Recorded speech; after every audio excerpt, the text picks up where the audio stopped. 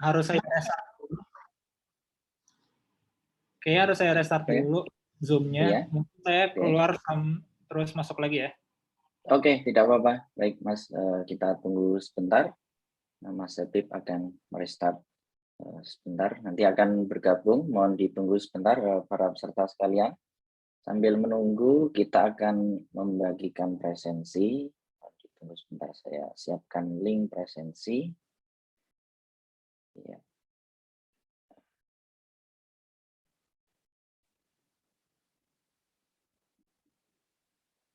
Oke. Ya. Baik, demikian link presensi telah kami bagikan. Bagi peserta yang akan sambil menunggu Mas Habib untuk kembali join, dipersilakan untuk mengisi terlebih dahulu presensi.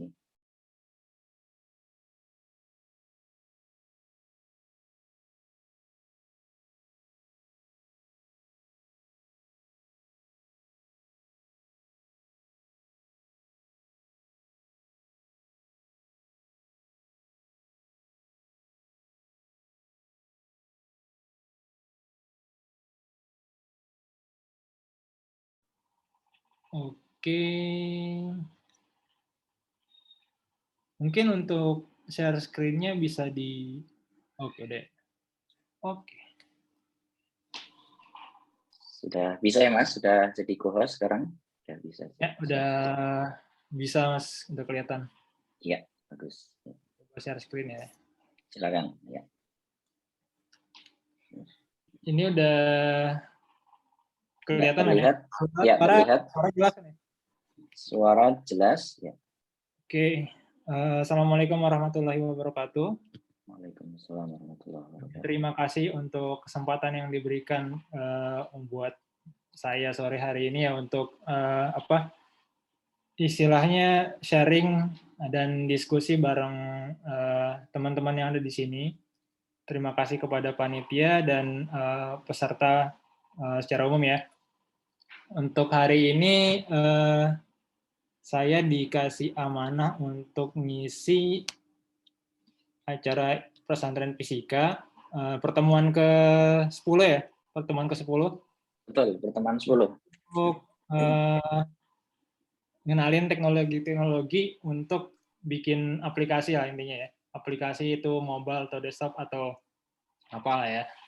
Nah, terkait ini disclaimer dulu ya. Soalnya seperti yang saya lihat ini, saya cek di sini, ini tentang online training Python programming ya. Jadi dari acara pertemuan pertama sampai sebelum yang hari ini, kelihatannya teman-teman ini udah banyak belajar tentang Python programming semua, mulai dari yang basic sampai yang kelihatannya sih topiknya agak ruwet gitu. Machine learning, segala macam. Minggu-minggu lalu ya, minggu-minggu sebelumnya. Itu mungkin untuk hari ini materinya nggak bakal seberat itu. Jadi kita bawaannya santai aja, maksudnya kalau ada nanti pertanyaan tinggal raise hand aja langsung, bisa langsung diskusi. Dan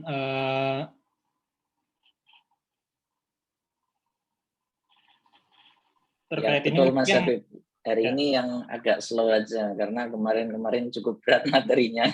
Ya, ketika sudah masuk statistik. Kalau saya lihat kan topik beberapa pertemuan kemarin kan machine learning, unsupervised, supervised, macam-macam tuh. Betul. Disclaimer juga ini kebetulan background saya sendiri ini sebenarnya bukan data scientist ya. Jadi kalau misalnya ada teman-teman yang dari minggu-minggu lalu mungkin masih ada penasaran tentang terkait dengan machine learning segala macam, itu saya juga nyerah misalnya kalau mau diajak diskusi, soalnya itu bukan bidang saya. Jadi untuk bidang saya secara umum background-nya adalah software engineer. Jadi ini lebih generalis sih.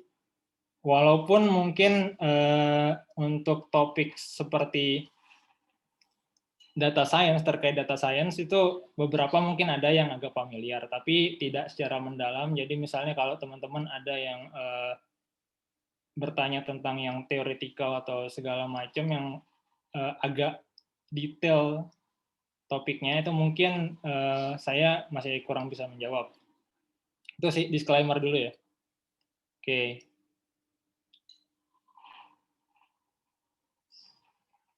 Jadi masuk ke dalam materi kita ini untuk hari ini tentang pembuatan aplikasi ya.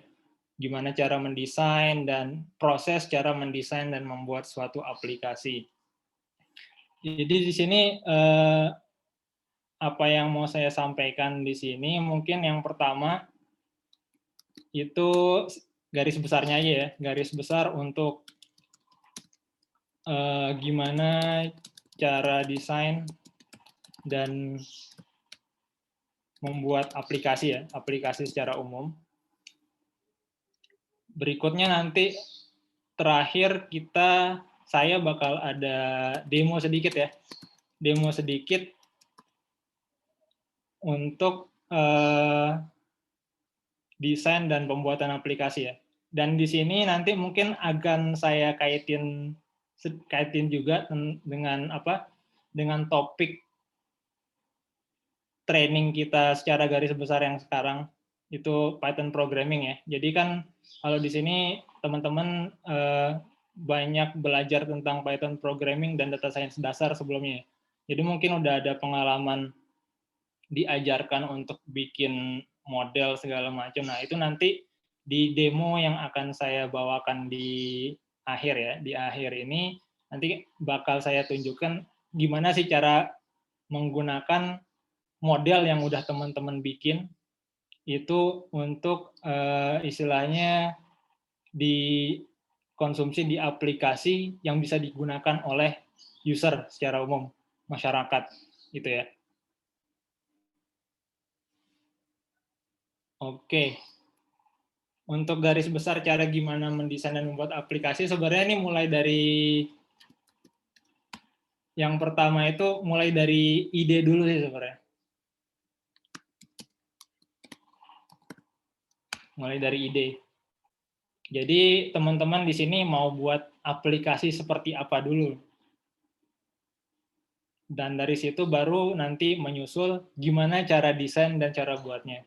Jadi yang paling penting yang pertama itu ide mau buat apa dulu sih sebenarnya. Ide. Kalau udah ada ide, nanti cara dan proses untuk pembuatannya itu bisa teman-teman mulai riset atau diskusikan sama teman yang lain untuk gimana, atau misalnya browsing di internet untuk cari referensi. Nah, untuk yang berikutnya itu misalnya kalau udah ada idenya, udah clear gambarannya mau buat apa, mau buat aplikasi apa, tujuannya apa, fungsinya apa, itu nanti baru masuk ke tahap desain dan pembuatan. Yang pertama mungkin desainnya dulu. Jadi secara umum untuk desain aplikasi, apapun aplikasinya ya, apapun aplikasinya, desktop atau mobile. Kalau mobile misalnya aplikasi-aplikasi yang teman install di mobile phone teman-teman, Android atau iPhone misalnya, itu yang teman-teman download dari Play Store atau App Store, itu di sini sama aja semuanya. Atau apapun aplikasi website yang teman-teman akses di browser, itu juga termasuk aplikasi juga.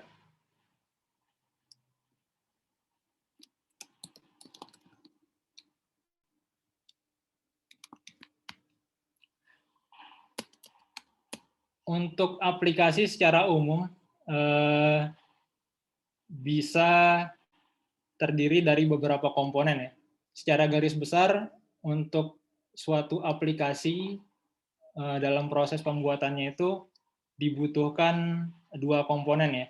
Ada namanya back end dan ada namanya front end. Oke, ini nanti saya jelaskan lebih detail lagi. Jadi yang pertama itu back end itu apa? Back end itu jadi semua logic yang digunakan oleh aplikasi teman-teman di sini, yang teman-teman bikin, logic semuanya, bisnis proses untuk mendukung fungsionalitas dari aplikasi. Jadi misalnya untuk aplikasi, misalnya ya, face recognition. Kalau untuk aplikasinya sendiri, misalnya teman-teman tinggal download aplikasi, terus tinggal pakai, aktifin kamera, mukanya misalnya terdeteksi, terus di sana bakal ada interaksi tertentu dengan app-nya. Misalnya tujuannya untuk misalnya beauty pie, misalnya menghilangkan jerawat segala macam. Nah, untuk menghilangkan jerawat dan proses-proses demikian rupanya itu bukan terjadi di depan ya. Itu sebenarnya di belakang layar dari aplikasi itu ada proses yang menjalankan banyak hal untuk mencapai tujuan apa yang diinginkan dari si aplikasi itu. Jadi misalnya tadi untuk beauty pie, untuk ngilangin jerawat misalnya, itu nanti di belakang layar ada logic segala macam untuk menghandle terkait dengan hal itu. Nah, yang kedua ini front end. Front end ini lebih ke user interface ya. User interface. Ini front end ini adalah apa yang dilihat oleh user ketika menggunakan aplikasi yang teman-teman bikin. Jadi kalau yang sekarang misalnya yang lagi saya screen share ini adalah user interface semua ya. Yang di browser ini adalah user interface. Di sini ada misalnya ada input bar sini. Di sini input bisa input website segala macam. Ini semuanya user interface. Begitu saya berinteraksi dengan sini, misalnya saya pencet enter, nah itu bakal dikirim ke namanya backend service lah misalnya. Nah, secara separation di sini dan backend dan front end, kira-kira ada pertanyaan nggak dari peserta? Baik, silakan dari peserta jika ada yang ingin ditanyakan. Bisa chat atau raise hand, silakan. Raise hand langsung diskusi, boleh sih. Langsung diskusi lebih asik, langsung ngobrol. Belum ada nampaknya Mas, boleh dilanjutkan dulu. Oke, ini kayaknya saya lupa ngidupin video, bentar. Oh iya, boleh. Ya biar lebih kelihatan ganteng ya. Oke, mari Mas dilanjutkan. Oke, secara garis besar itu ya. Jadi ada back end dan ada front end. Untuk secara desain aplikasi secara garis besar ya. Nah, satu kesatuan aplikasi itu ya terdiri dari dua komponen besar ini. Biasanya itu.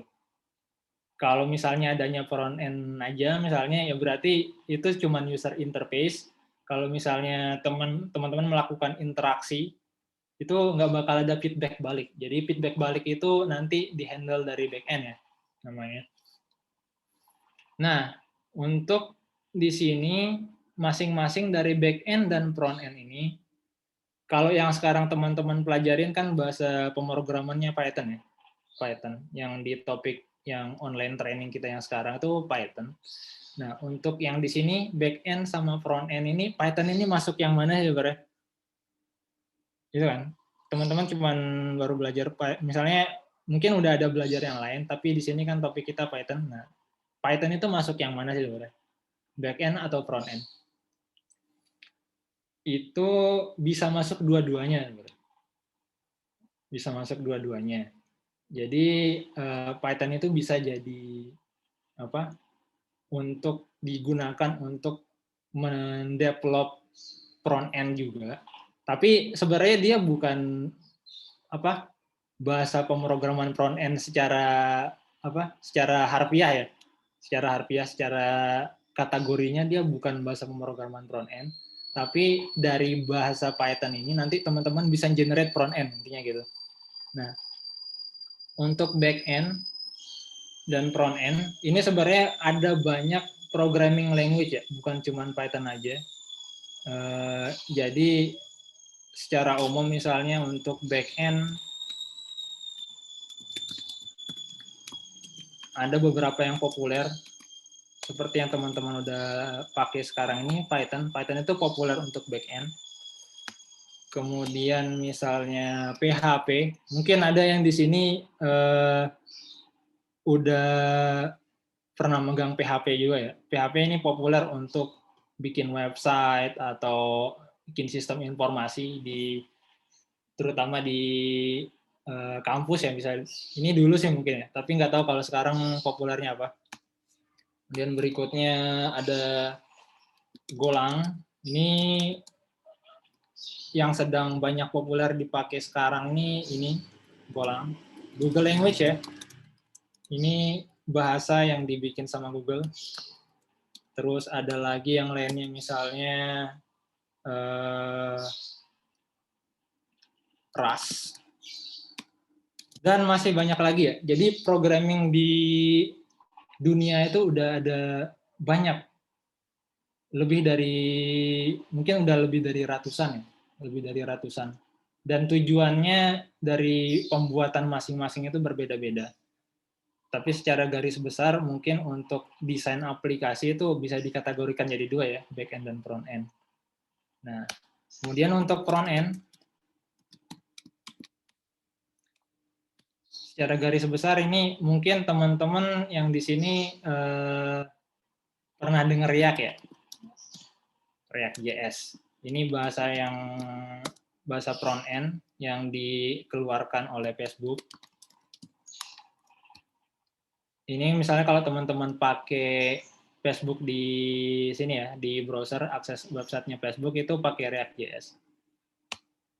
Terus ada lagi Svelte, ada lagi Vue, ada lagi yang lain misalnya Flutter ya. Ini semua bahasa-bahasa yang sering dipakai untuk membuat aplikasi. Jadi untuk membuat aplikasi itu nggak mesti stick to one language ya, nggak mesti stick ke satu bahasa aja, nggak mesti stick ke satu bahasa aja. Jadi misalnya kalau mau make, kebetulan karena belajar Python, jadi mau make semuanya back end dan front end itu pakai Python. Jadi buat front end generatornya pakai Python, buat back end-nya ya pakai Python gitu. Itu bisa-bisa aja, tapi secara di dunia nyata suatu aplikasi itu biasanya terdiri dari beberapa bahasa pemrograman. Jadi misalnya untuk yang front end misalnya pakai React, terus back end-nya misalnya pakai Python. Itu umum untuk yang digunakan saat ini ya. Jadi makanya misalnya kalau di perusahaan-perusahaan ada namanya front end engineer. Front end engineer. Itu mereka tugasnya nge-handle bagian front end dengan bahasa pemrogramannya front end. Jadi biasanya mereka nggak pakai Python sih, tapi misalnya ada pun misalnya Python tapi pakai pada mode tertentu misalnya Django namanya. Itu buat mengenerate front end dengan Python. Terus yang berikutnya back end. Back end itu biasanya kalau di perusahaan-perusahaan ada secara general yang namanya software engineer atau back end engineer. Itu jadi ada spesialisasi masing-masing bagian dari aplikasi.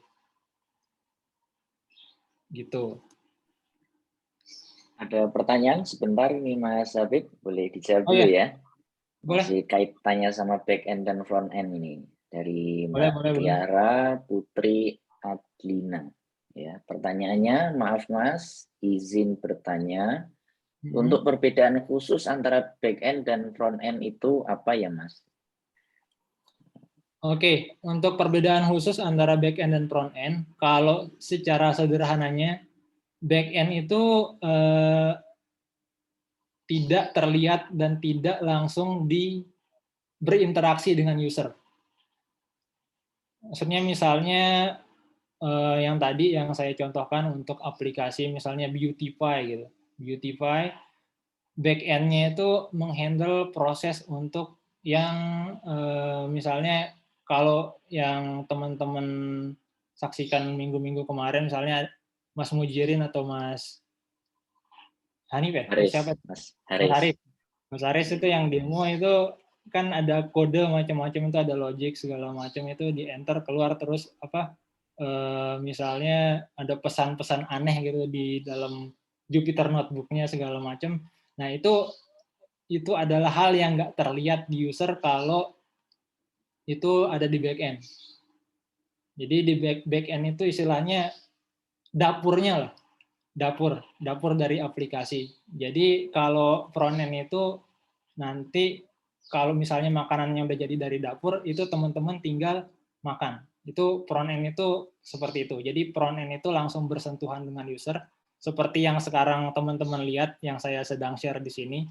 Ini adalah front end dari browser. Front end dari browser itu ada tampilannya, ini ada tombol, misalnya ini tombol refresh ya. Kalau saya pencet, jadi browsernya bakal refresh gitu. Browsernya bakal refresh. Misalnya gitu ya. Nah, kalau saya pencet misalnya itu tombolnya bakal refresh. Nah, untuk menghandle proses refresh ini, si front end ini bakal manggil berinteraksi, istilahnya berkomunikasi dengan back end service-nya browser ya. Back end service-nya browser itu untuk tolong dong refreshin layar saya gitu. Itu baru si front end itu bisa nanti menjalankan fungsi untuk refresh-nya itu, ngambil data segala macam dari mana kayak gitu. Itu semua proses di belakang layarnya itu banyak lah. Dan yang dinotis sama user mungkin cuma interaksi di front end-nya aja. Kurang lebih gitu. Jadi separation of concern dari back end dan front end ini emang berbeda ya. Back end ini istilahnya orang-orang di belakang layar dari perusahaan misalnya. Kalau yang muncul di publik misalnya yang ngelakuin press conference itu orang tertentu doang. Nah, itu berarti front end guy-nya lah. Gitu. Sampai sini ada masih bingung nggak atau gimana? Silakan kalau Mbak Tiara belum jelas bisa raise hand, kita berikan kesempatan untuk berdiskusi boleh. Terima kasih Mas sudah paham jawabnya.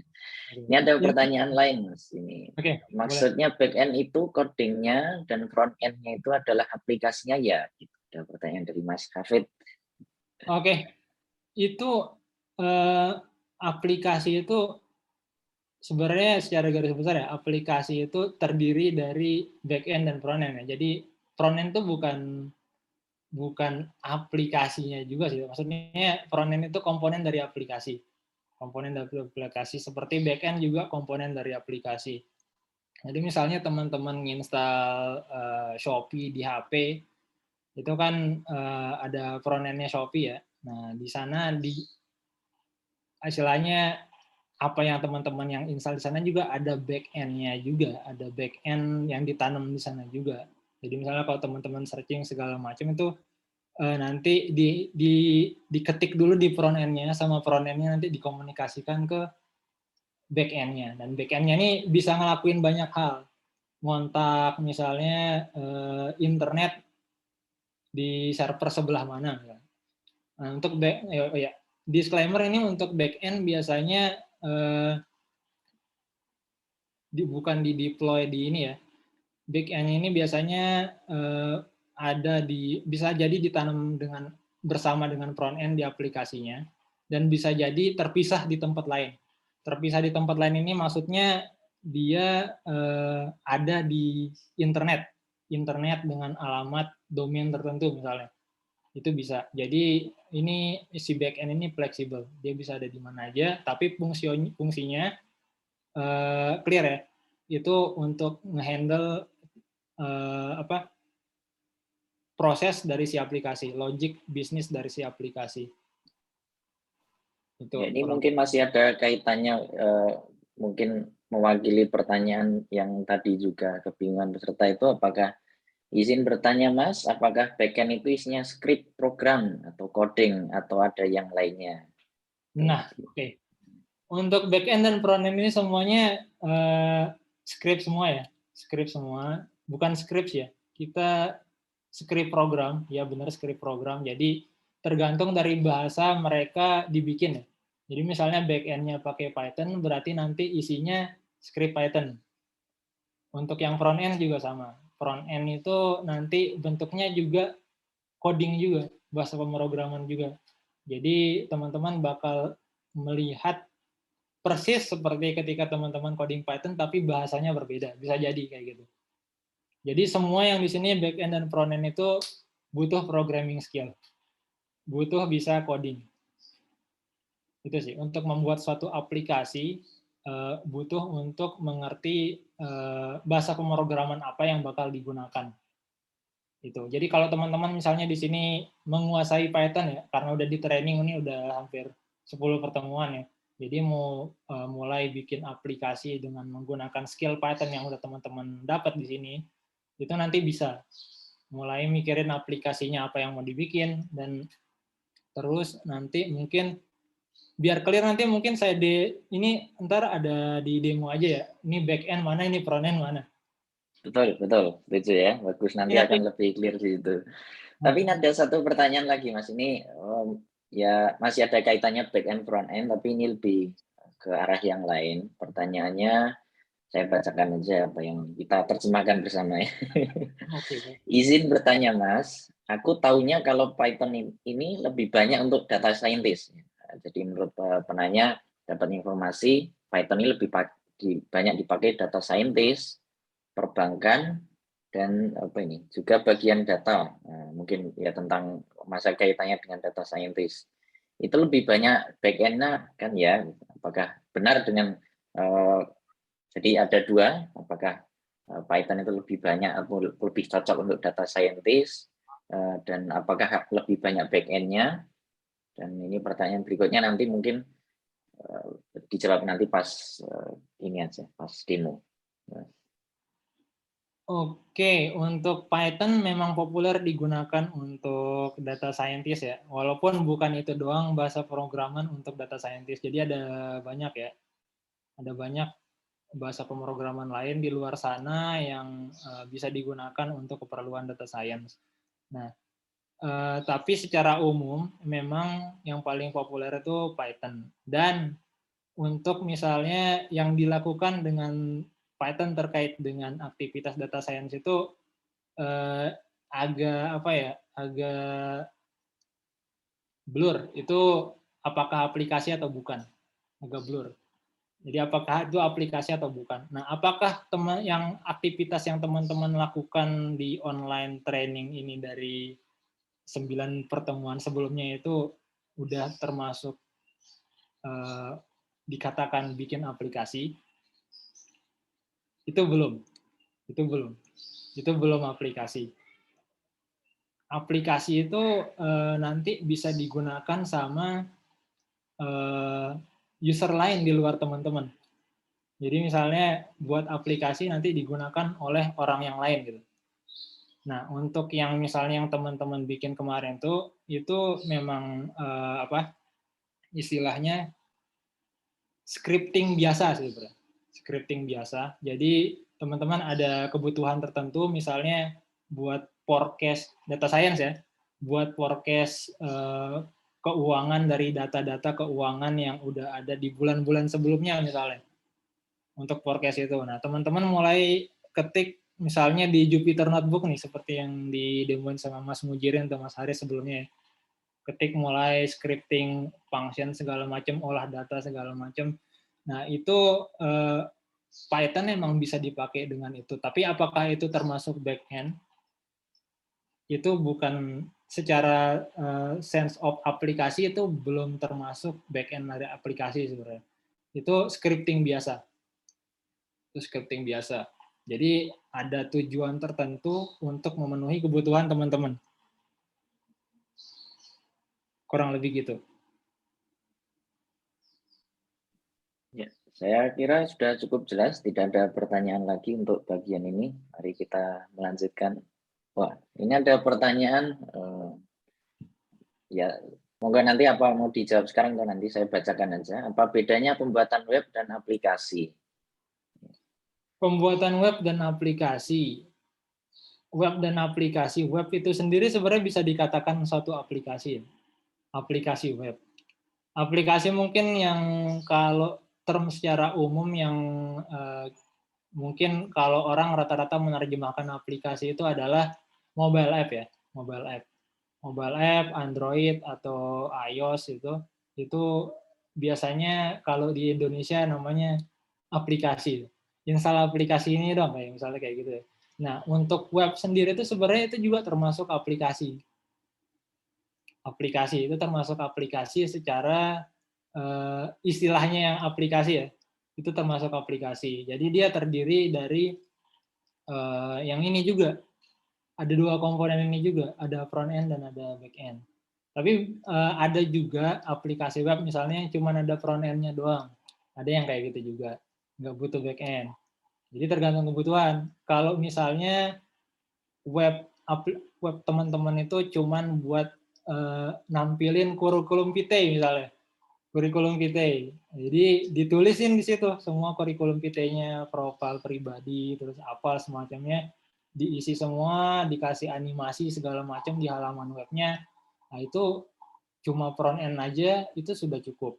Tapi misalnya kalau teman-teman mengharapkan ada user akses websitenya teman-teman, terus user menginputkan sesuatu, misalnya ada kontak form lah ya paling sederhana, kontak form atau jadi nanti misalnya kalau user naruh pesan tertentu di halaman web yang teman-teman punya, terus itu teman-teman yang bikin web itu berharap apa pesan yang dimasukkan sama user di situ nanti langsung masuk ke inbox-nya teman-teman atau ke HP-nya teman-teman. Jadi langsung ada notifikasi. Nah, itu butuh back-end. Jadi segala sesuatu yang butuh interaksi bukan cuma di user interface, itu nanti bakal butuh back-end. Jadi misalnya butuh feedback dari teman-teman. Kayak gitu, itu bakal butuh back-end. Kurang lebih gitu. Oh ya, ini ada masih satu kaitannya. Ini mungkin ada ya menarik ini. Bagaimana jika menggunakan semacam Figma yang tanpa coding ya, setahu saya. Ya mungkin ini semacam aplikasi untuk membuat web ya Mas.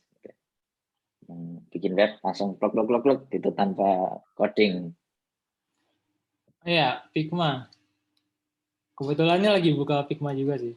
Oh iya, pas Ya, sekali. lagi buka Figma ya. Ini kan Figma kan. Figma ini kalau dari pengalaman aku ya, ini aku belum pernah sampai bikin app pakai dari Figma desain langsung jadi app ya. Itu butuh proses. Jadi di sini Figma ini mungkin framework untuk UI sama UX ya. UI itu terutama untuk front end, bagian dari front end. Jadi misalnya teman-teman pengen ngedesain aplikasi, misalnya daripada kalau mungkin zaman dulu didesain di Photoshop dulu ya. Kalau yang sekarang kan udah ada keren-kerennya, ada Figma segala macam. Desain di Figma dulu, tampilannya kayak gimana. Nanti di situ juga bisa disupport misalnya interaksinya mau kayak gimana, animasinya kayak gimana. Contoh lah misalnya mau desain mobile app ya. Klik tombol ini kemana, nampilin apa, segala macam. Nah itu bisa di Figma. Dan itu nanti di Figma mungkin nanti langsung generate kode untuk front end-nya. Tapi untuk ngejahit menjadi suatu aplikasi, misalnya teman-teman bikin aplikasi yang tadi Beautify, ada user interface-nya dibikin di Figma. Nah, untuk sampai memenuhi tujuannya, misalnya untuk beautification yang tadi, itu tetap bakal butuh scripting untuk back-end segala macamnya. Jadi Figma itu nggak bisa berdiri sendiri. Figma itu untuk memudahkan teman-teman mendesain front end. Front end. Tapi front end pun itu belum front end yang ready to use langsung integrate jadi satu aplikasi gitu. Jadi tetap butuh proses. Tetap butuh proses di belakangnya. Ya, saya kira cukup Mas, kita lanjut ke berikutnya. Wah ini makin panas ini pertanyaan dari peserta makin banyak. Kita Oh, tampung dulu, jika ada pertanyaan-pertanyaan yang lain nanti kita sampaikan di berikutnya. Itu ya bertambah. Ya. Mari Mas. Oke, berikutnya ini kan desain aplikasi ya. Jadi tergantung kebutuhan tadi seperti yang saya bilang, ada front end, ada back end. Kalau mau statis, adanya front end doang bisa. Misalnya bikin web yang tadi, yang isinya kurikulum vitae ya. Dan misalnya kalau ada butuh proses tertentu, nanti baru dibutuhkan untuk back end-nya. Nah, komunikasi antara satu aplikasi ini, antara back end dan front end ini biasanya ada protokol tertentu ya. Jadi nggak mungkin front end dan back end misalnya ada dua ya komponennya digunakan untuk membuat satu aplikasi itu tanpa komunikasi. Jadi front end dan back end ini perlu komunikasi. Seperti misalnya teman-teman punya teman yang lain kan harus komunikasi. Itu juga sama untuk yang di aplikasi. Jadi dia satu kesatuan antara individunya si front end dan si back end ini perlu komunikasi. Misalnya dari front end ada user yang interaksi tertentu, nah interaksinya ini kan bakal dikomunikasikan ke back end. Nah, untuk komunikasinya secara umum ya, yang secara umum ada banyak metode untuk komunikasi antara back end dan front end yang ada saat ini. Itu lewat protokol komunikasi ya, protokol komunikasi. Jadi segala sesuatu yang ada di internet atau teknologi yang teman-teman gunakan itu biasanya ada protokol komunikasi sendiri-sendiri, dan khususnya untuk yang aplikasi web misalnya atau aplikasi yang lainnya yang mobile itu biasanya menggunakan protokol namanya HTTP. Ini mungkin teman-teman familiar karena kalau browsing sesuatu di browser biasanya ada HTTP-nya kan ya, HTTP. Nah, ini protokol komunikasi sebenarnya. Jadi protokol komunikasi antara kalau kaitannya di sini antara front end sama back end misalnya. Nah,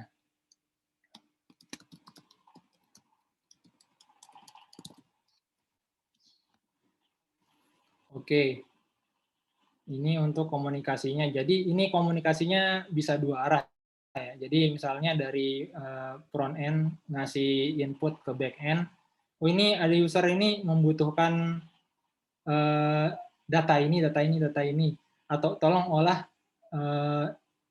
data ini berdasarkan input user yang ini dan yang ini dan yang ini. Nanti itu bakal dioper ke back end dari front end melalui protokol HTTP misalnya. Itu nanti dari back end bakal ngeproses, dari proses itu nanti bakal dibalikin juga dengan protokol yang sama ke front end, dan sama front end nanti datanya bakal divisualisasi ke user. Gitu, kurang lebih gitu sih untuk yang komunikasi antara back end dan front end.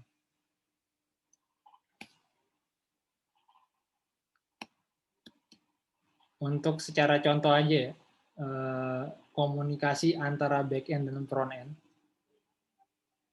Misalnya kita akses semua yang ada di sini, contoh ya Google Drive.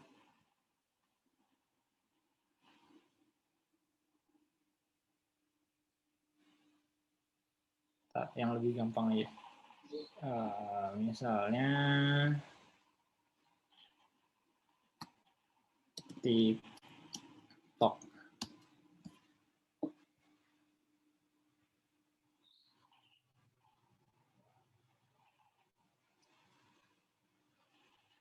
Oke. Aplikasi TikTok ya. Ini versi yang webnya. Makanya tadi kalau ada yang nanya, web itu bukan aplikasi, web itu aplikasi. Oke. Ini front end-nya TikTok ya. Web. Oh ya, informasi sedikit aja. Ini yang saya buka ini teman-teman bisa coba buka juga di browser teman-teman ya. Hampir semua browser ada sebenarnya fitur ini. Ini biasanya untuk developer front end dan back end.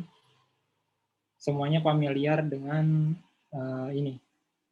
Istilahnya kalau secara umum namanya inspect element. Jadi kalau misalnya teman-teman klik kanan di halaman web itu nanti ada menu namanya inspect. Misalnya kalau teman-teman menggunakan Chrome ya. Kalau browser yang lain ada, tapi mungkin menunya menyesuaikan. Oke, jadi di sini yang tadi yang saya contohkan terkait dengan protokol komunikasi antara front end dan back end itu ada di menu namanya network. Jadi misalnya mau nampilin video dari user yang ini kan, tinggal klik aja kan sebenarnya, tinggal klik di sini, klik. Nah, di sini bakal ada banyak aktivitas berjalan. Ini adalah bentuk komunikasi antara front end sama back end. Nah, kalau yang mau bertanya, bedanya, yang tadi kan ada pertanyaan, bedanya back end sama front end di mana? Back end itu kurang lebih nanti tampilannya seperti ini. Sorry. Ya. Kurang lebih seperti ini ya. Jadi kalau user ngelihatnya kan enak ya. Kalau di sini ada video, ada bermacam informasi lah di satu layar aplikasi TikTok yang di web ini ya. Nah, tapi di belakang layar itu dari back end itu yang ditransfer ke front end itu sebenarnya cuma data-data teks seperti ini. Data-data teks seperti ini. Yang kalau misalnya sama user biasa, pasti impresi pertamanya itu ini apa sih gitu. Nggak kelihatan kan ini video apa, likes-nya berapa misalnya, view-nya berapa, usernya siapa gitu. Soalnya di sini nggak kelihatan gitu, nggak bisa langsung bisa divisualisasikan oleh user. Ini data ini terkait dengan tampilan yang kayak gimana. Nah, data-data dari back end biasanya seperti yang aku contohin di sini ya. Back end, jadi dari front end ada interaksi tertentu. Misalnya tadi aku klik di user yang ini buat nampilin video-video yang dia punya.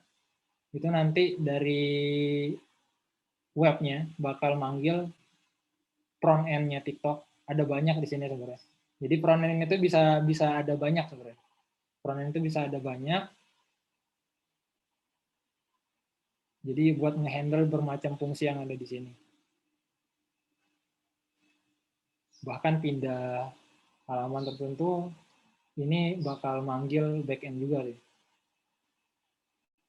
Tuh. Jadi beda banget ya antara backend sama frontend. Kalau backend mungkin teman-teman nggak bakal tahu ini data ngerepresentasiin apa gitu. Kalau di dalam frontend teman-teman tinggal lihat, oh ini buat login ke TikTok, ada opsi ini. Kayak gitu.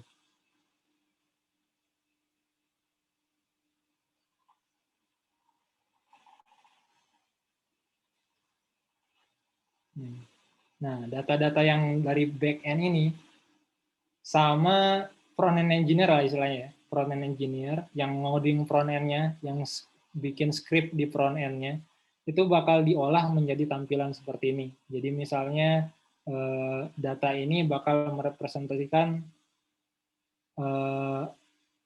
tampilan tertentu di sini. Misalnya tampilan login, daftar login yang ada di sini yang di support sama TikTok, nanti bakal di istilahnya render lah ya, di render data yang nggak readable, nggak presentable sama user tuh bakal di render jadi lebih user friendly di sini oleh front end. Sampai sini ada pertanyaan? Ya, dipersilakan dari rekan-rekan jika ada Dan pertanyaan. untuk komunikasi antara front end dan back end yang tadi aku udah nyampein itu via protokol tertentu ya. Dan di sini secara umum komunikasinya adalah via HTTP, nah, protokol HTTP.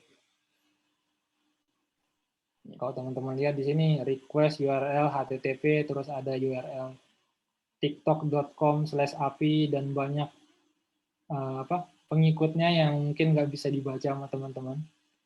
Jadi ini bentuk komunikasi antara frontend dan backend ya. Jadi frontend itu bakal nge-compose request-nya dia sendiri untuk ngedapetin data tertentu dari backend. Bentuknya macam-macam. Ini contoh kasus aja yang di dunia nyata. Dunia nyata seperti ini, yang udah ada implementasinya. Dan ini bukan cuma TikTok aja ya. Semua sosial media dan aplikasi web manapun di luar sana itu pasti komunikasi antara front end dan back end-nya kurang lebih seperti ini. Ya, ini ada pertanyaan, Mas Habib. Jadi Apa nanti itu? teman-teman misalnya yang tertarik untuk develop back end, karena misalnya kebetulan nih online trainingnya belajar Python, jadi nanti mungkin teman-teman bakal belajar untuk nge-handle request dari front end, entah siapa, mungkin ada di sini yang tertarik buat develop front end, bisa. Jadi nanti bakal nge-handle request ini di backend-nya, di script Python yang teman-teman coding. Gitu. Nanti jadi ada istilahnya aplikasi teman-teman jalan, yang backend-nya itu nanti bakal nge-handle request dari front-end bentukannya kayak gini misalnya. Ini ada Di pertanyaan, sini Mas ada Habib. pertanyaan. Iya, ini ada pertanyaan. Apa itu berarti kalau ada seorang web developer, dia bisa mengubah backend dari di website itu sesuai keinginan dia? Mungkin maksudnya tadi kan Mas bisa lihat backend-nya. Apakah dengan diubah itu terus nanti akan berubah juga? Gitu. Nggak ada ya? Apa Mas Habib terdengar? Ini ada beberapa pertanyaan. Apa itu berarti kalau ada seorang web developer dia bisa merubah backend di website itu sesuai keinginan dia? Oke, tergantung ini. Jadi misalnya kalau seorang web developer, website itu ini berarti website orang ya? Nah, kalau website orang nggak bisa. Dia bisa ngerubah apa yang dia bikin sendiri sih. Kalaupun misalnya ngerubah ya, ngerubah misalnya aku web developer dan aku pengen ngerubah judul ini ya, tools jadi alat misalnya.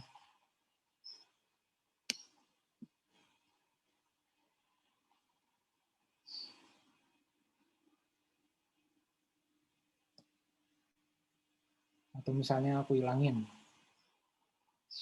Nanti aja dah. Alat. Jadi alat kan? Jadi alat. Tapi ini di tempat aku doang. Kalian misalnya yang akses Google Colab tuh nggak bakal ngelihat perubahan yang ada di sini. Ini lokal jadi. Ini lokal. Ini kayak menipu diri sendiri lah. Menipu diri sendiri, jadi perubahannya itu nggak bakal kayak, mungkin kalau istilah populernya ngehack ya. Ngehack itu bukan kayak gini. Nah ini kayak ngehack diri sendiri dan nggak bisa berpengaruh ke orang lain gitu. Ini cuma ngerubah apa yang teman-teman bisa akses dan itu punya teman-teman sendiri juga sebenarnya. Untuk Nah, ini ada pertanyaan lagi. TikTok itu dibuat di backend dengan bahasa pemrograman tertentu, misalnya A. Nah, terus yang bikin backend itu apa ya, Mas? Oke, terus bikin backend itu apa ya? Bikin backend itu bikin yang tadi. Bikin backend itu bikin segala sesuatu yang nge-handle kebutuhan dari front-end sebenarnya. Bikin backend ya. Jadi misalnya teman-teman bikin backend untuk nge-handle request ini. TikTok jadi ngirim request ini di backend-nya bakal khusus buat nge-handle request ini. Jadi parameternya apa itu nanti sama backend-nya diolah sedemikian rupa, nanti keluar hasilnya, dan itu dibalikin ke TikTok. Nah, di sini kan request-nya. Nanti untuk hasilnya ada di sini.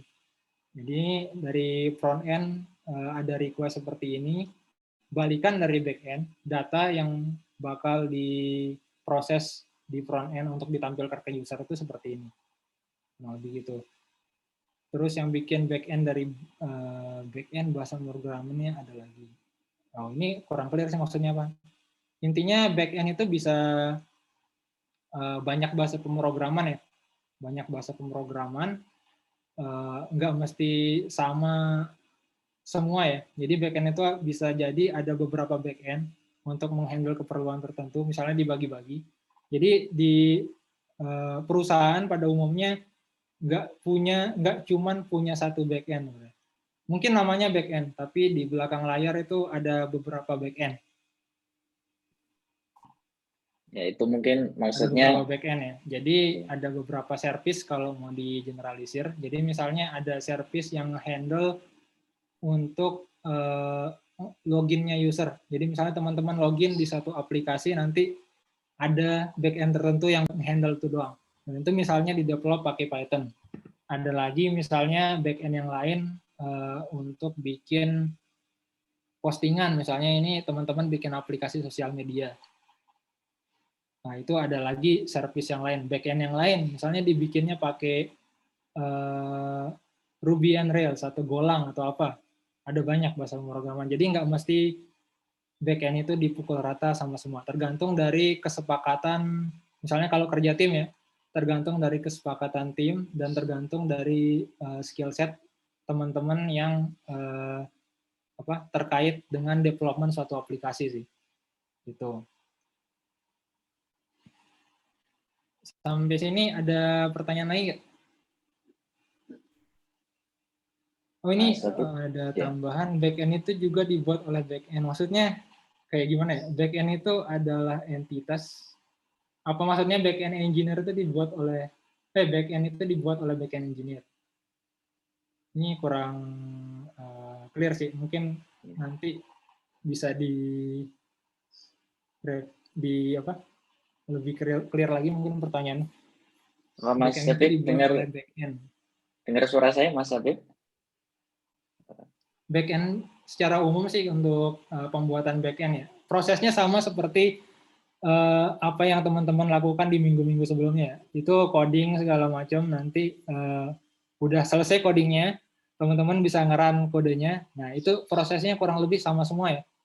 Mau back-end, mau front-end itu sama semua prosesnya seperti itu. Jadi teman-teman coding dulu, terus nanti dijalankan ya hasil codingannya. Kalau oke, berarti nanti baru disatuin dengan front-end-nya.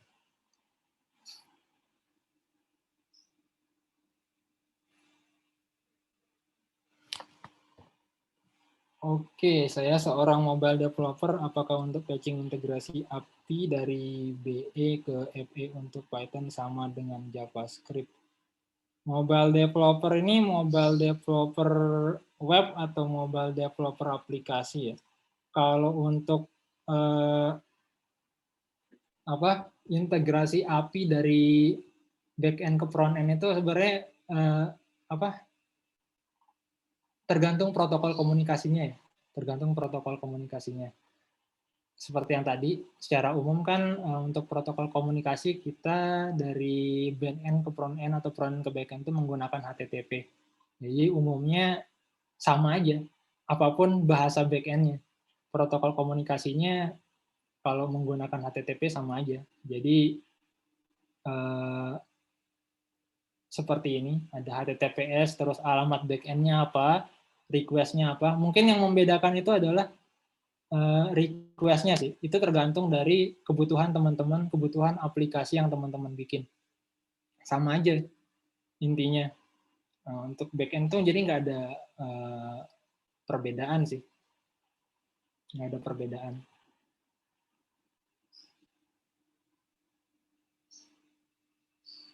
Nah, untuk ada pertanyaan, untuk proses di back-end sendiri, apakah memakai algoritma data science juga atau tidak? Ataukah data science tidak terkait dengan back-end dan front-end?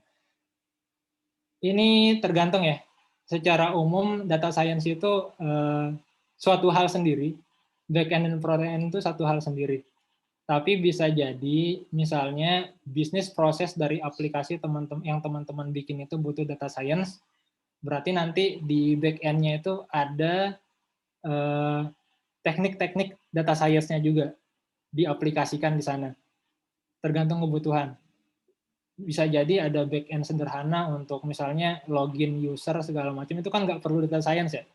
Nggak perlu analisis data statistik segala macam atau apply data science teknik tertentu. Nah, itu berarti nggak menggunakan data science. Tapi ada satu proses nanti misalnya butuh machine learning atau apa proses yang dibutuhkan terkait komunikasi antara front end sama back end, itu nanti baru dipakai, baru di coding di sana di back end-nya. Gitu. Ada pertanyaan lagi, back end dan front end itu ada dua pekerjaan yang berbeda ya Mas. Nah, di antara dua itu yang mudah yang mana? Untuk pemula. Oke, ini tergantung ini sih sebenarnya ya. Tergantung teman-teman nyamannya yang mana. Balik lagi nih ke teman-teman sendiri. Untuk back end dan front end itu bisa jadi dua pekerjaan yang berbeda, bisa jadi pekerjaan yang sama. Kalau di dunia kerja, pemisahan antara back end dan front end itu clear. Tapi ada misalnya satu posisi yang bisa dibilang nyampur. Mungkin teman-teman di sini ada yang pernah dengar nama posisi misalnya dioper sama perusahaan, entah di startup mana gitu misalnya. Full stack developer. Full stack developer. Full stack developer itu apapun dia bisa. Back end, front end. Dia ngoding front end juga iya, ngoding back end juga iya. Nah, ada lagi yang spesialis, misalnya front end developer. Jadi ya cuma ngerjain UI dan UX-nya misalnya. Develop dengan bahasa misalnya React.js. Ada juga yang spesialisasinya back end aja misalnya. Back end aja. Codingnya ya back end aja. Dan untuk gampang dan enggaknya itu sebenarnya relatif. Jadi untuk front end itu kan bisa jadi bahasa sendiri, back end itu bisa jadi bahasanya beda. Nah, tergantung teman-teman nyaman sama bahasanya. Dan misalnya untuk back end dan untuk front end itu biasanya ada tuntutan juga. Untuk front end itu biasanya ada tuntutan, ada feel buat user experience-nya. Biasanya untuk front end ada requirement buat itu sih. Ada feel, jadi kan dia user facing dari si aplikasi, ya. Develop user facing dari si aplikasi. Antar muka yang bakal langsung digunakan sama user untuk penggunaan aplikasinya. Jadi di situ dari interaksi segala macam itu ada kebutuhan tambahan untuk misalnya mengerti itu. Tapi nggak mesti juga sih sebenarnya. Itu kurang lebih gitu.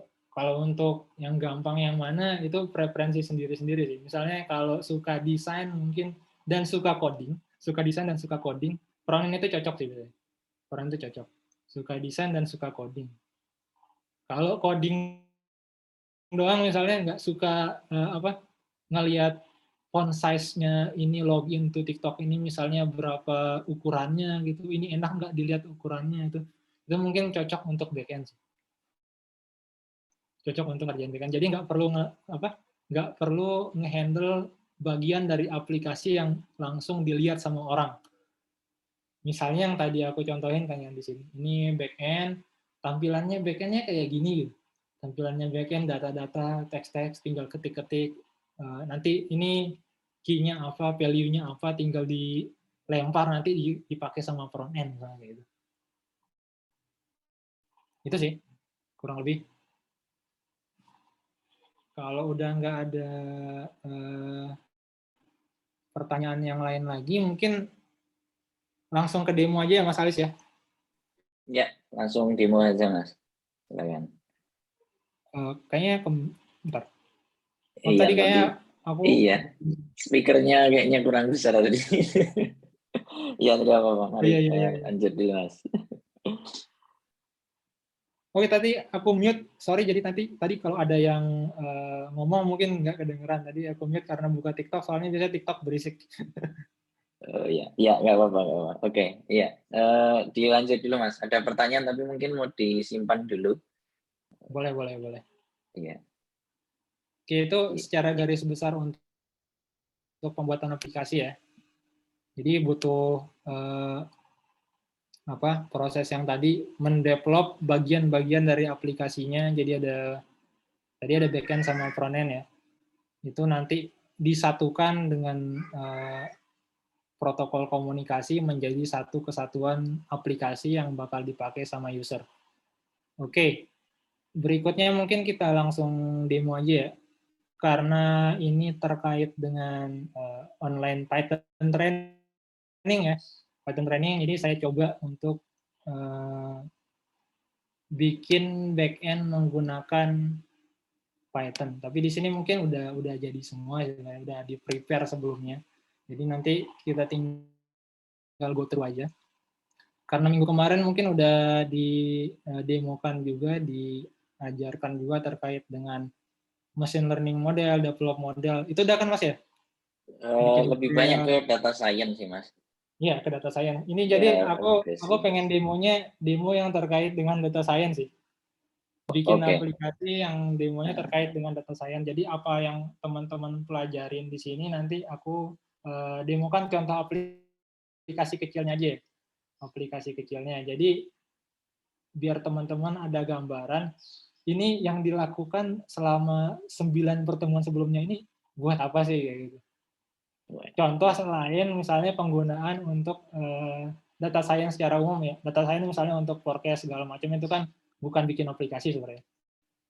Tapi untuk scripting kebutuhan sendiri. Nah ini kalau misalnya digunakan untuk membuat aplikasi, nanti kayak gimana sih? Oke, mulai aja ya. Jadi di sini aku udah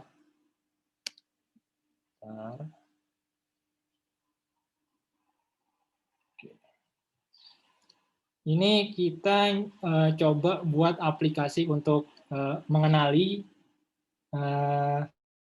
apa angka yang ditulis dengan tangan ya sama user kita. Jadi kita bikin aplikasi untuk number handwriting recognition ya. Jadi mengenali nulis user ini nulis apa sih? Nulis apa? Misalnya dia nulis angka 4, nanti sistem bisa ngenalin dari aplikasinya itu bisa ngenalin, oh ini si user nulis angka 4. Angka 4. Jadi gunanya ini aplikasi apa sih sebenarnya? Ini kalau ini sebenarnya contoh simpelnya aja. Cuma nanti penggunaan secara umumnya ini untuk OCR namanya, OCR.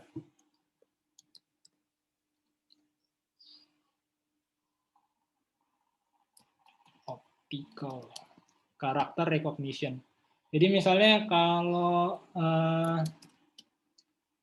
di luar sana aplikasi ini sebenarnya udah ada banyak ya. Jadi misalnya teman-teman ada apa? Ada dokumen dan terus teman-teman udah menginstal aplikasi OCR. OCR ini bukan nama aplikasi ya. Disclaimer, OCR ini bukan nama aplikasi, tapi ini istilahnya teknik untuk mengenali teks di suatu bidang tertentu di dunia nyata, nanti yang bisa didigitalisasi jadi teks yang bisa diedit. Intinya gitu sih. Jadi misalnya di sini contoh,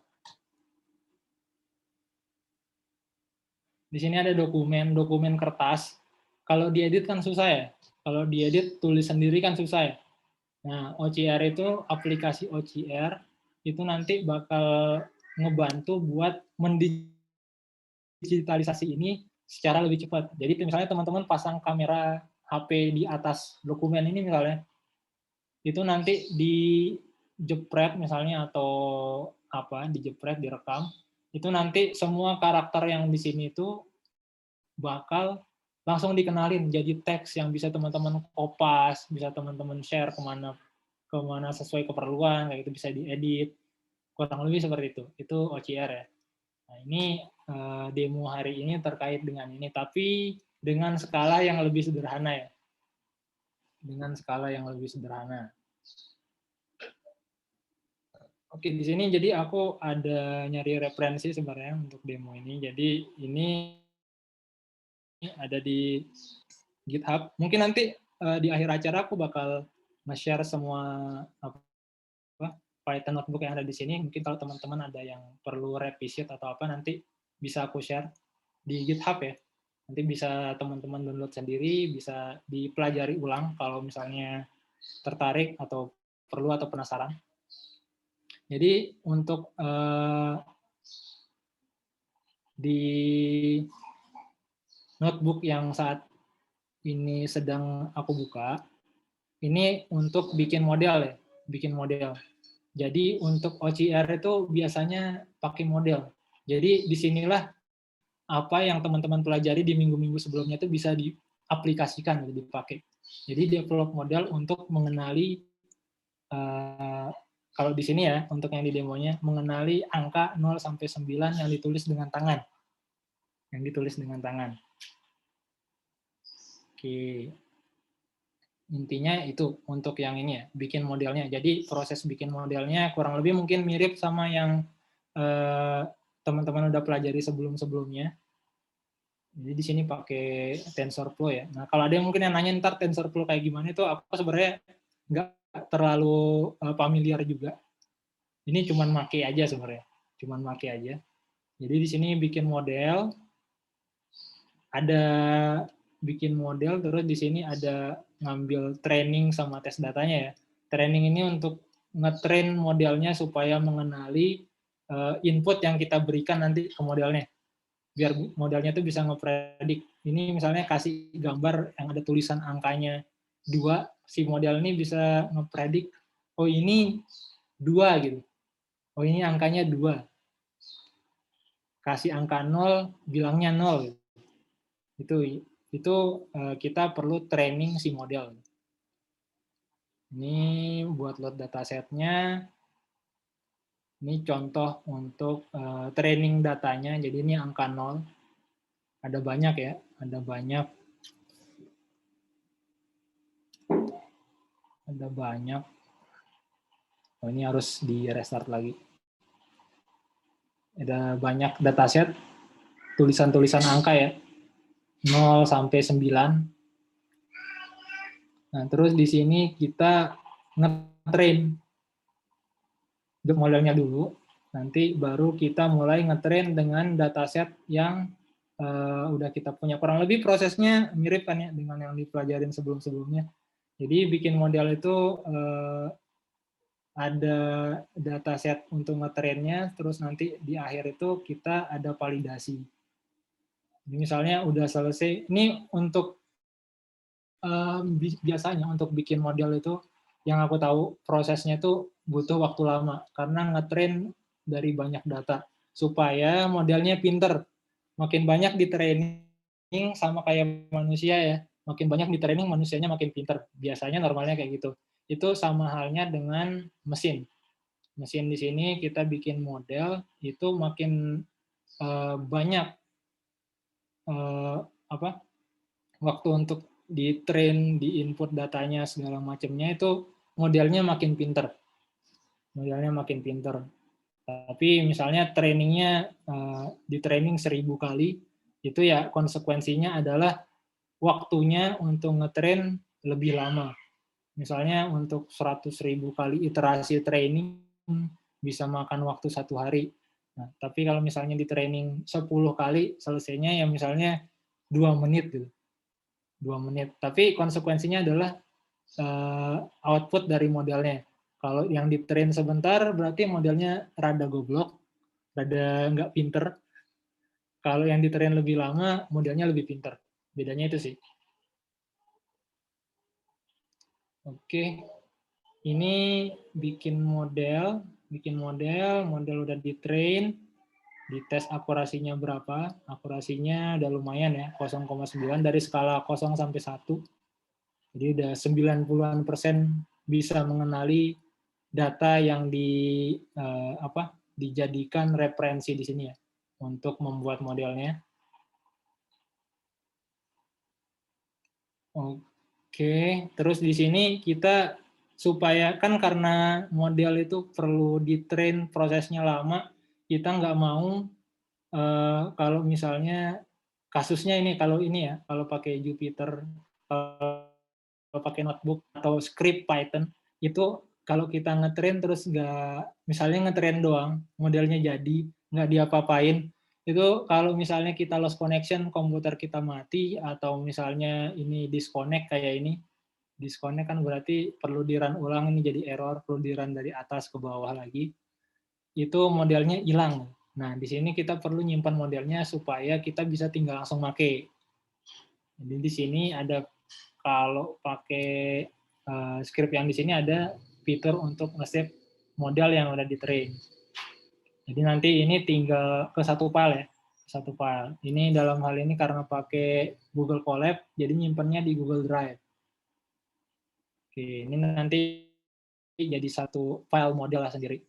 File model, nanti kita tinggal pakai di backend yang mau kita develop. Gitu. Sampai sini ada pertanyaan? Silakan, kaitannya dengan demo. Ya, ini nanti di parkiran atau gimana Mas? Nanti ada contoh. Ini kalau yang ini cuman ngeliatin proses bikin modelnya aja sih Mas. Soalnya kalau Oke. bikin model itu bisa berjam-jam. Jadi Betul. aku ngasihnya yang udah Beda. ready aja. Dan ini sebenarnya Oke. aku ambil dari punya orang ya sebenarnya. Aku Ya, sesuaikan dengan materi hari ini. ya. Ini trainingnya tadi kalau nggak salah sejam lebih. Wow, oke. Iya. Jadi buat develop model untuk ngepredik sesuatu itu lumayan lama ya. Iya. Tadi ada parameternya, iterasi segala macam. Kalau iterasinya terlalu rendah, modelnya nggak bisa ngapa-ngapain. Nggak bisa ngapa-ngapain. Iterasinya lama, waktunya yang kita perlukan untuk dapat model yang istilahnya memuaskan itu ya agak lama gitu. Kurang lebih ini sih untuk yang bikin model ya. Bikin model kurang lebih sama seperti yang udah diajarkan kemarin mungkin, tapi kalau dari sisi library-nya mungkin beda ya. Library-nya mungkin beda. Nggak tahu nih, kurang lebih kalau yang kemarin-kemarin pakai apa aku kurang tahu. Ya, NumPy ada ya, tapi mungkin ya nggak semuanya. Tapi ya sebagian cukup familiar ya dengan teman-teman saya kira ya. ITF-Learn. TensorFlow apa? Ini aku juga nggak familiar. Cuman kalau secara konsep aku tahu cara makainya gitu. Iya. Jadi kalau teman-teman nggak ngerti sesuatu itu, maksudnya kalau ngelihat hal-hal yang kayak gini nih sebenarnya nggak perlu takut gitu ya, nggak perlu takut. Ini semuanya bisa dipelajarin.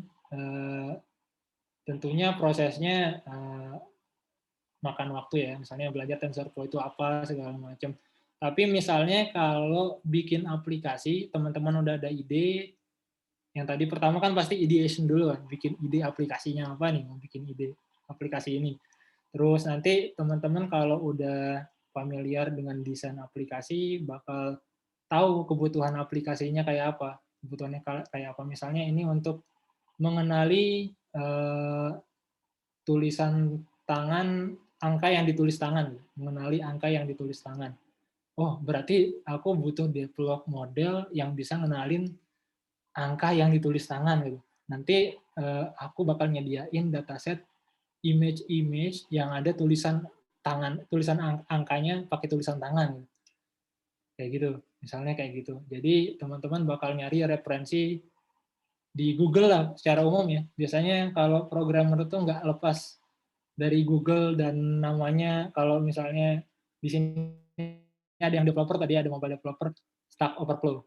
Kurang lebih dua itu pasti nggak bakal lepas. Karena secara kemampuan kita nyimpan memori, cara coding gimana, sintaksnya kayak gimana itu terbatas ya. Mungkin ada yang memorinya, orang itu yang memorinya kuat, jadi misalnya satu bahasa pemrograman itu dikuasain semua, sintaksnya, cara makainya, bahkan library atau package-nya itu dia hafal semua cara makainya. Nah itu dia tinggal ketik-ketik gitu. Tapi ada juga tipikal programmer itu yang kayak aku misalnya. Aku nggak tahu sebenarnya itu pakai apa, tapi aku tinggal searching referensi, oh pakai ini, pakai ini, pakai ini. Nanti itu tinggal disatuin. Tapi yang penting itu adalah ngerti konsepnya aja secara general. Nggak perlu terlalu mendalam. Mendalam itu kita biasanya butuh waktu yang lama untuk mempelajari satu hal ya. Dan ngingetnya itu pun butuh effort yang lumayan. Misalnya teman-teman udah nggak pegang apa, sekarang lagi megang Python, tapi setahun ke depan tiba-tiba karena tuntutan kerjaan megang bahasa pemrograman yang lain nih. Misalnya PHP misalnya, karena codingnya web. Oke, setahun ke depan ya berubah lagi kerjaannya megang Python. Belum tentu teman-teman ingat cara pakai Python gimana. Bahkan misalnya loop-nya kayak gimana, if else-nya kayak gimana, library-nya apa, apalagi library-nya. Basic syntax saja kemungkinan lupa. Itu sih. Jadi yang penting teman-teman tahu tujuan apa yang teman-teman pengen capai, misalnya untuk bikin aplikasi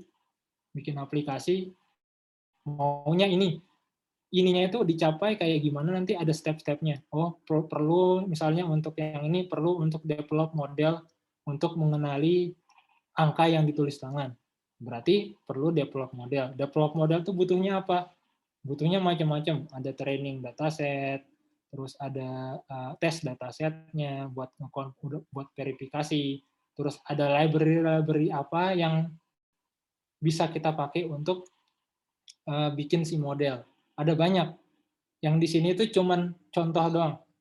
Nggak mesti nanti teman-teman bikin model harus pakai ini. Mungkin yang pembicara-pembicara sebelumnya nyontohinnya pakai scikit-learn misalnya. Nah, di sini aku nyontohinnya pakai TensorFlow sama TF-learn ya.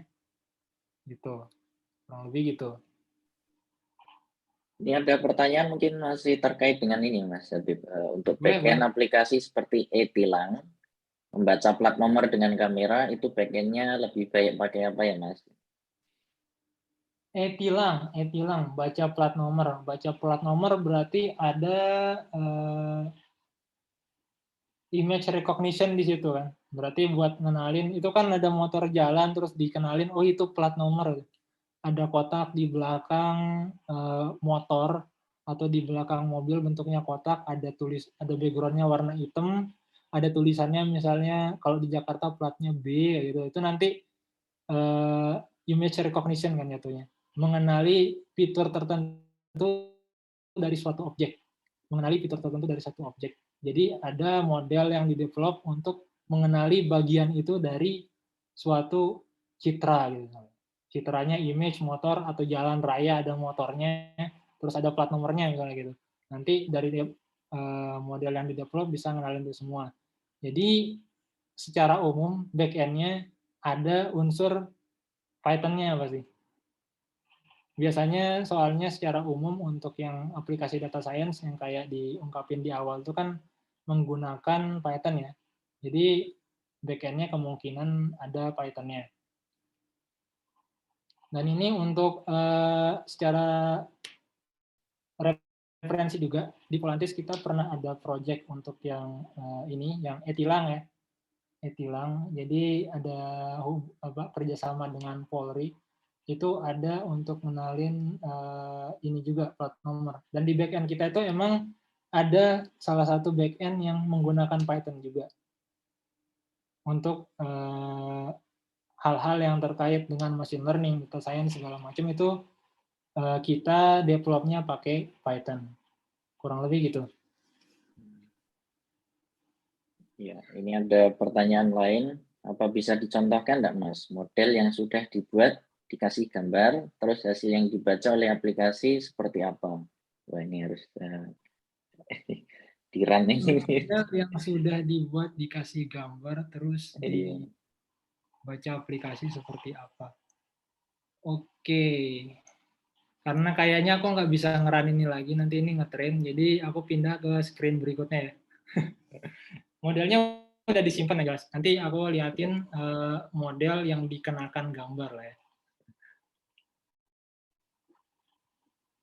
Oke, ini kalau ini bikin model, ini pakai modelnya ya. Tadi ini yang aku liatin ini notebook untuk bikin modelnya, yang ini ada notebook untuk pakai modelnya. Bentar, aku cek ini masih jalan nggak ya? Oh, oh, ini masih jalan. Aku matiin dulu.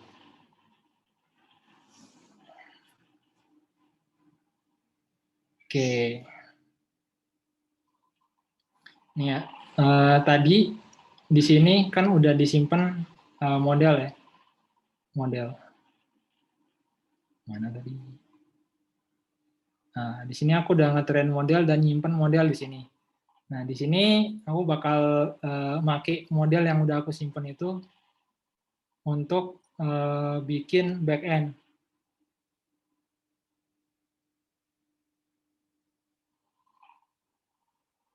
Nah, ini apa? Error-error kayak gini wajar ya.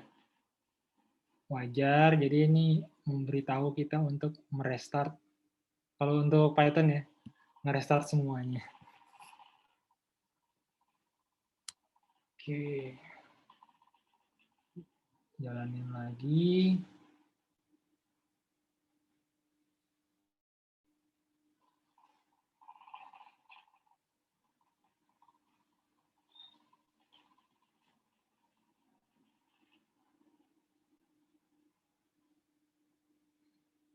Bentar.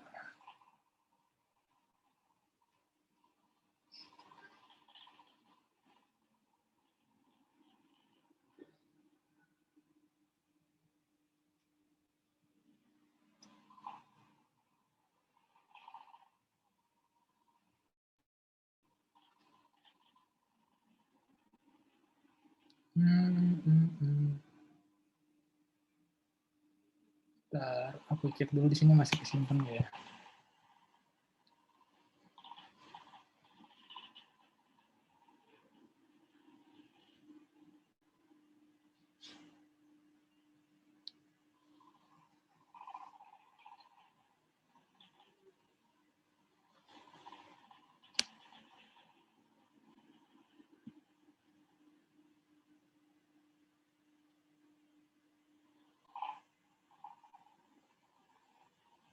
Checkpoint.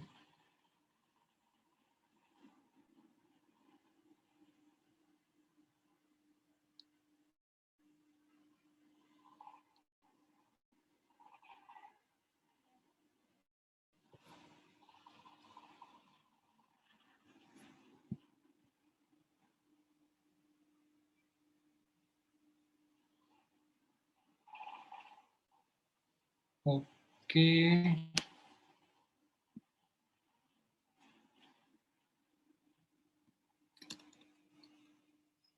Bentar ya.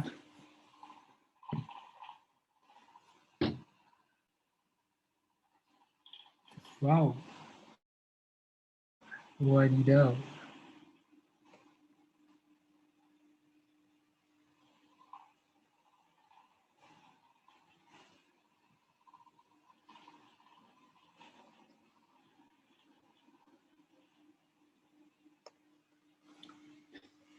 Oh.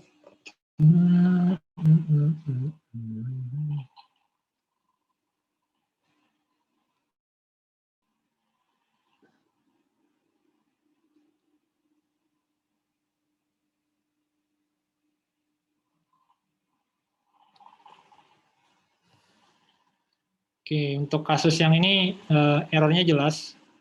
Ini aku sekalian demoin debugging ya. Kalau misalnya teman-teman nemu error kayak gini, jangan takut.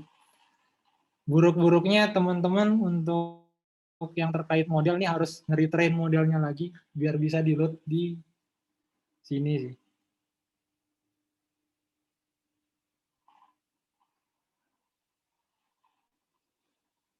Oke, coba.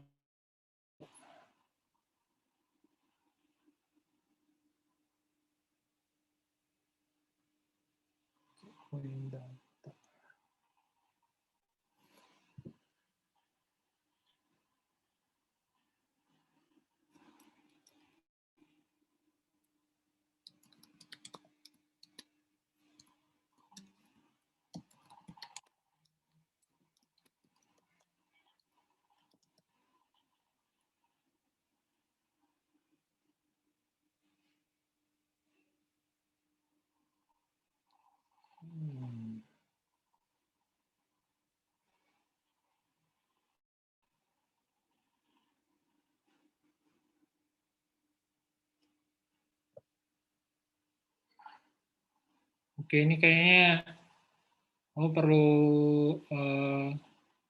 nge-retrain ulang modelnya. Ini somehow modelnya korup ya.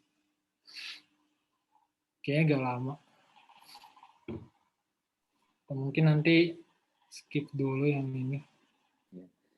Mungkin diberi ide tentang bagaimana trainingnya, apa cuma tinggal klik-klik atau perlu di-input sesuatu, terus nanti kemudian bagaimana menggunakan hasil trainingnya gitu Mas. Nanti kan ini bisa di-share ke teman-teman, bisa di Ya, coba bisa nyoba sendiri. sendiri lah nanti ya. Iya. Oke. Ini mulai dari yang sebelumnya aja ya, create model. Jadi untuk ini kita install prerequisite library-library yang mau dipakai dulu untuk bikin modelnya.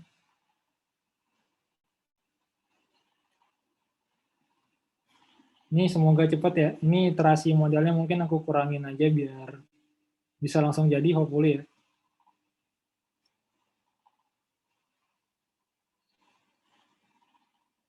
Ini aku mount ke Google Drive. Nah, kalau teman-teman misalnya make Google Colab, itu teman-teman bisa langsung nyimpan ke Google Drive.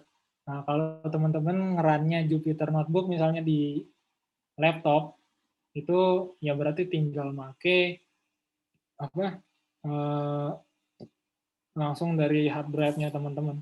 Jadi nggak perlu pakai Google Drive. Tinggal di-load dari local file yang teman-teman punya di komputer. Ini kita lagi ngeran import library yang diperlukan. Ini ngeload dataset sama dataset untuk testingnya.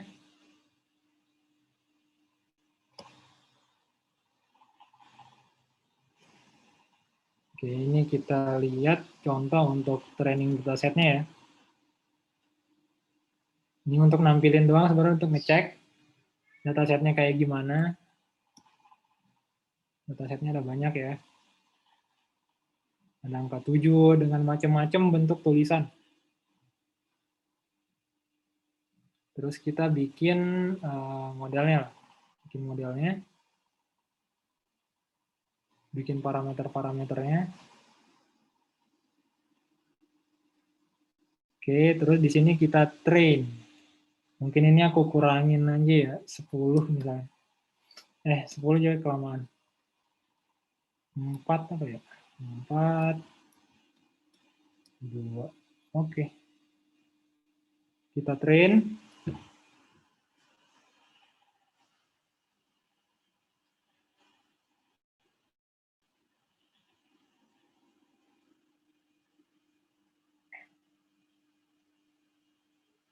Ini masih menunggu agak lumayan ya. Kalau teman-teman ada pertanyaan mungkin silakan. Ya, boleh sambil menunggu komputernya sedang berlatih. Silakan bisa bertanya. Ini untuk pertanyaan untuk trainee model untuk seperti aplikasi punya Mas, ya Masnya yang mengenali angka dengan angka tadi. Trainee modelnya dengan cara apa Mas? Ini yang seperti ditunjukkan. Gimana? Maaf. Mungkin maksudnya untuk mentraining, jadi untuk modelnya ini trainee model. Trainee modelnya dengan cara apa Mas? Training modelnya dengan cara apa? Nah, itu tergantung dari, kalau aku ya, karena aku bukan data scientist, aku taunya tinggal pakai library aja sebenarnya. Di sini kita pakai model dari Scikit-learn ya.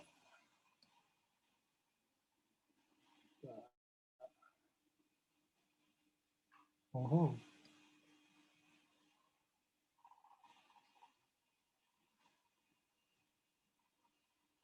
Oke, ini model dari yang di-generate dengan library namanya Scikit-learn. Nah, untuk proses segala macamnya sini, parameternya apa itu tergantung kebutuhan sih. Ini aku ngikut dari referensi yang aku temuin aja. Jadi tinggal dipakai parameternya kayak gini, yaudah langsung pakai. For the sake of ngetes. Oke, weight size-nya, sorry ini harusnya 100. Pokoknya 1 ya. 1. Sorry. Tadi kayaknya ada gangguan, jadi harus ngulang lagi dari awal. Ini laptopnya tadi crash.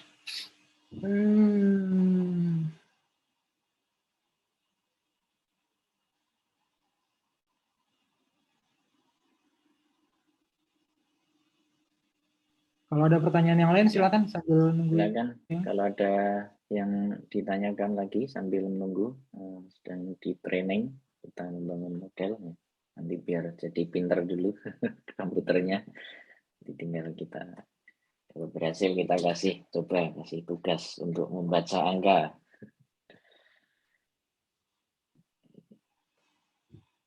Gimana Mas? Iya, ya sambil menunggu di training. Tapi kalau untuk mentrainingnya selain tadi TF-Learn ada yang lain juga Mas di Python. Ada scikit-learn. Mungkin yang dipakai sebelumnya scikit-learn kan ya? Iya, iya. Nah, itu Iya, juga. scikit-learn sebelumnya. Karena tahu data tabular biasa.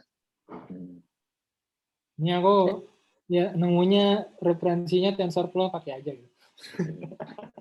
Oke, ini iterasinya aku turunin jadi 1 mungkin. Satu, oke. Iya. Goblok ini ya modelnya. Kita lihat seperti apa kemampuannya. Cuma Akurasinya 1. berapa? Ini akurasinya jelek banget sih. Ya tidak apa-apa. Paling nggak kita tahu ini ya, yang perlu diedit untuk diganti untuk meningkatkan akurasi, jadi tahu ya. Untuk ningkatin akurasi di sini untuk dari TF itu ada parameter iterasinya ya. Iterasinya itu berapa nih, makin tinggi ya makin bagus gitu. Tapi makin lama. Makin lama. Jadi kalau ini dinaikin ya hasilnya nanti akurasinya bisa 90% kayak gitu. Tapi waktu yang dibutuhin sampai modelnya selesai itu bakal lama. Butuh waktu yang lama. Bisa makin bagus ya makin lama. Oh, di sini nyontohinnya karena biar cepat ya udah 1 dulu. 1 beberapa detik kelar, hasilnya akurasinya 0,1 gitu. Jadi nanti kalau ngaco harap dimaklumi ya. Oke, ini kalau yang aku batch size itu untuk apa ini, Mas? Yang mana? Batch size tadi kan ada ya, yang batch size ini untuk kayaknya ini batch size dari dataset yang di-train sih. Jadi kan ada beberapa ratus data di dalam datasetnya. Ini 1 batch itu beberapa data yang sekalian langsung diproses. Aku nangkepnya gitu sih Mas, yang ini. Kalau secara lengkap ini parameternya apa, aku juga nggak terlalu familiar. Tapi untuk secara penggunaan kurang lebih seperti ini. Jadi aku paling ngertinya itu ini untuk iterasinya sama ini apa? Istilahnya batch itu bisa diproses, dataset itu diproses secara paralel 100. Jadi misalnya kalau aku kurangin 1, ada 1000 dataset, berarti kan sekuensial gitu. Sekuensial lebih lama. Jadi misalnya mau di paralel lebih banyak, lebih bagus kan. Tapi mungkin resource yang digunakan lebih banyak secara komputasinya. Kalau yang ini mempengaruhi jumlah iterasi. Jadi makin kecil makin cepat, tapi model yang dihasilkan makin jelek. Kalau makin tinggi makin bagus, tapi makin lama. Itu aja sih sebenarnya. Misalnya tadi aku parameter yang pertama mungkin berapa ya? 100 itu tadi di sini kalau hasilnya itu 0,9 itu udah lumayan bagus. Kalau aku pakai 1 dan akuran hasilnya 0,1 kayak gini. Gitu. Terus sih. Simpan.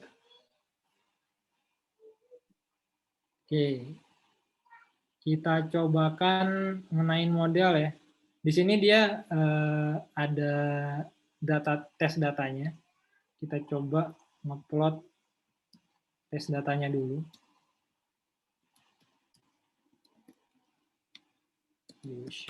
Ini aku juga rada lupa coding Python gimana. Text x value 0. Itu reset nggak ya?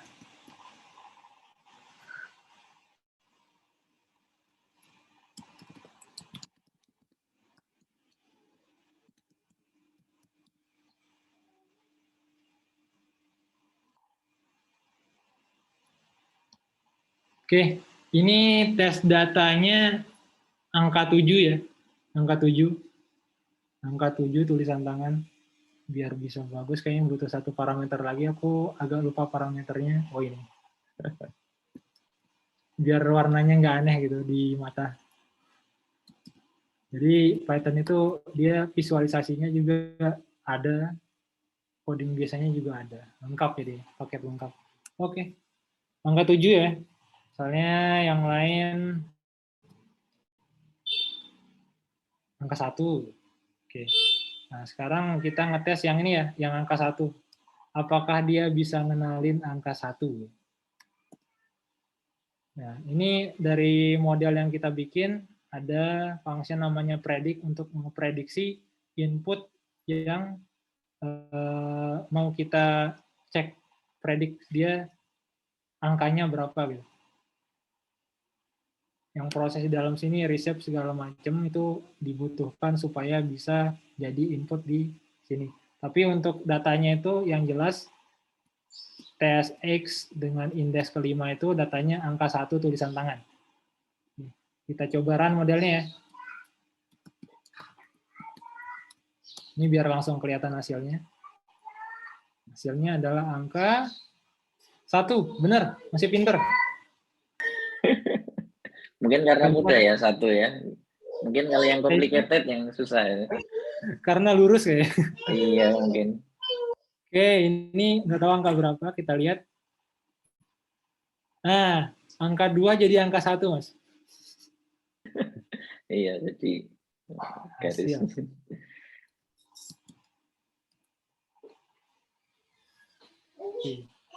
Hasilnya 1, angkanya 2. Coba yang ketiga, ini nggak tahu angka apa. 0. Hasilnya tetap 1, Mas. Kayaknya ini semuanya angkanya jadi 1 deh. Iya. Iya gitu ya. Yang Bedanya penting modelnya jalan dulu lah ya. iya. Teman-teman bisa ngetes sendiri, misalnya iterasinya ditambah, jadi nanti ini hasilnya bukan 0,1 ya, tapi 0,9. 0,9 itu udah bisa bedain 0, 1, dan seterusnya ya. 0 sampai 9. Ini karena di trainingnya cepat-cepat, jadi dia belum menguasai belum bisa ngenalin angka dengan benar. 1 ya. Coba 15. Tetap 1. Satu terus semuanya. Ya, kurang lebih seperti itu. Tapi nanti kalau misalnya akurasinya udah tinggi, ini hasilnya bakal menyesuaikan. Enggak 1 terus. Sekarang ngenalinnya 1 terus. Masih belajar lah modelnya, perlu belajar lebih. Mungkin masih TK ini. Belum belajar angka. Oke, menarik sekali. Kita lanjut di yang berikutnya. Oh ya, sampai sini ada pertanyaan. Jadi yang tadi pertanyaannya gimana kita ngepredik pakai model yang kita bikin, kurang lebih seperti ini. Jadi ini input image dalam bentuk ini ya, data Python yang udah dimasukin di sini.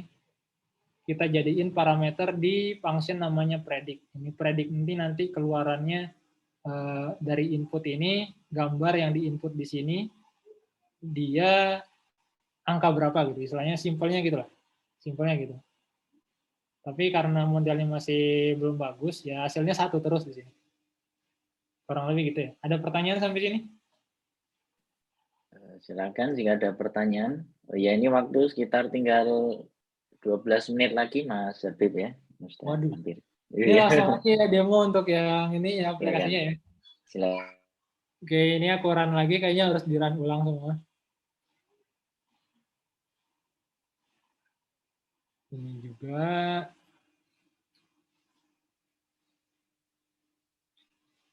Ini juga. Oke, ini load model. Semoga nggak ada masalah.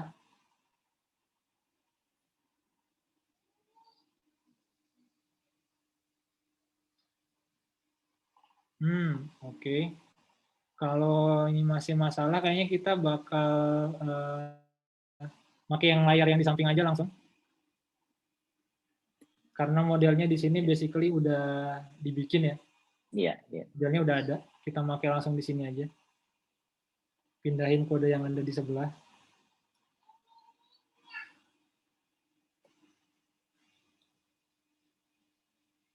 Oke, ini install library-library yang diperlukan.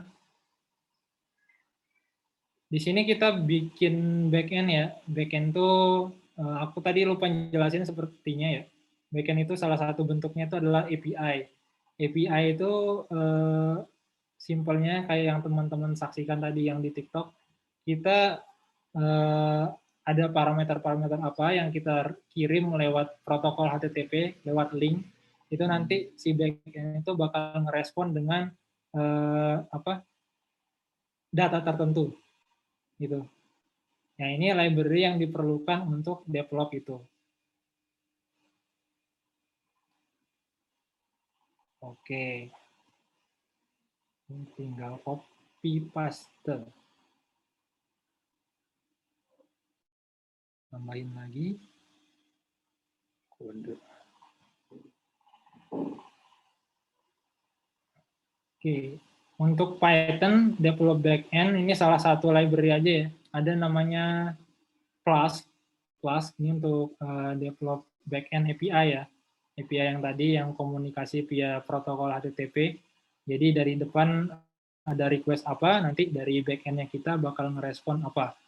Nah, kalau teman-teman perhatikan untuk yang TikTok tadi, yang contoh yang TikTok tadi itu, dia ada URL-nya, URL dan request-request-nya yang nggak bisa dibaca itu. Nah, di sini kita juga bikin seperti itu. Seperti itu. Jadi nanti kita bakal punya URL, dan di sini kita ada function untuk istilahnya menyajikan menggunakan model yang kita udah develop tadi, yang udah kita bikin tadi, untuk digunakan di backend. Backend yang menggunakan di sini dalam hal ini menggunakan Flask ya. Ada banyak library di Python untuk bikin yang seperti ini juga. Tapi ini salah satu contoh aja.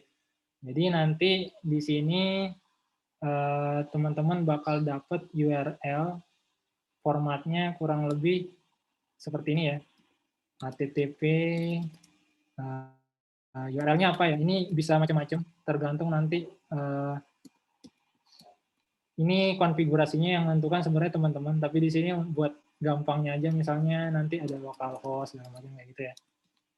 Host, portnya berapa, /predict. Nah, ini nanti sama front end yang ada di tempat lain bakal manggil ini. Dan nanti di dalam sini ada proses ngepredik model kayak yang tadi di sini, yang sebelumnya ya. Ngepredik model. Jadi inputnya di sini adalah image yang dikirim lewat internet, lewat HTTP. Nanti bakal kita kenakan model yang udah kita bikin. Nanti hasilnya bakal keluar di sini, dibalikin lagi ke front end. Kurang lebih skenario-nya gitu ya. Oke, kita run dulu.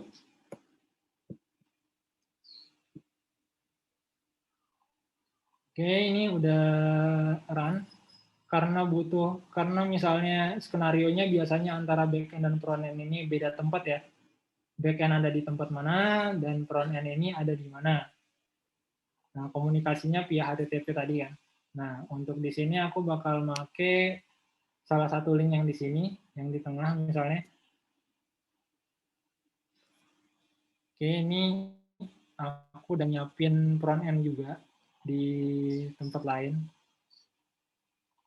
Oke, ini front end. Front end-nya di sini sebenarnya simple ya. Satu halaman HTML.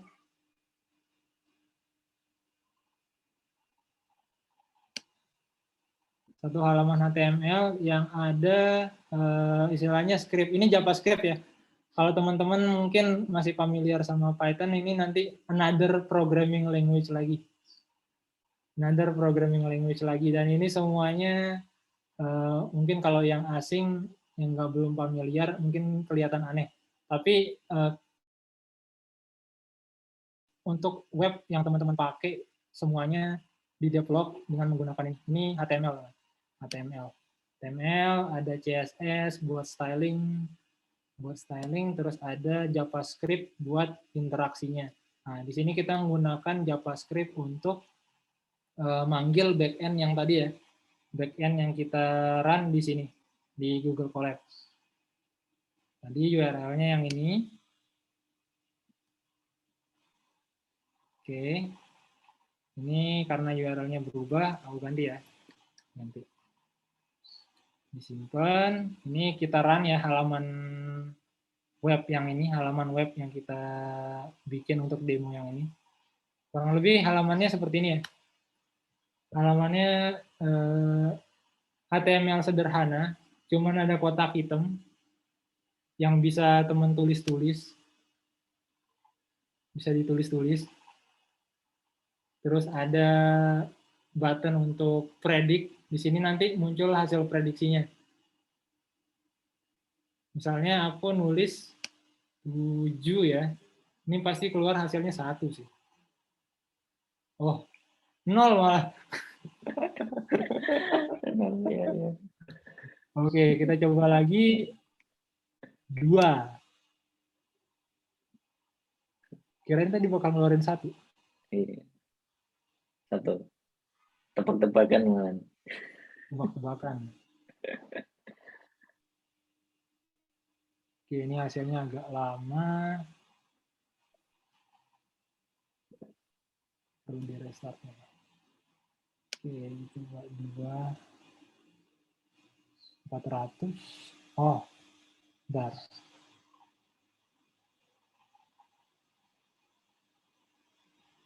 Bentar. Kayaknya belum di-run. Kita run lagi.